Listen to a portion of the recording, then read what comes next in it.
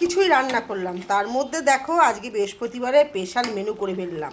আমার এই মেনুটা খুব পছন্দ হয়, তোমাদের কীরকম হয় অবশ্যই বলতে ভুলো না।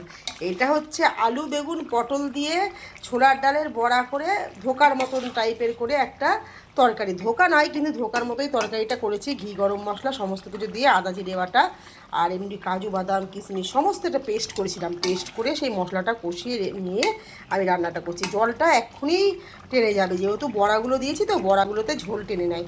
থ্যাংক ইউ বন্ধুরা, কেমন হয়েছে অবশ্যই বলো। তোমরা কি এরকম রান্না করো?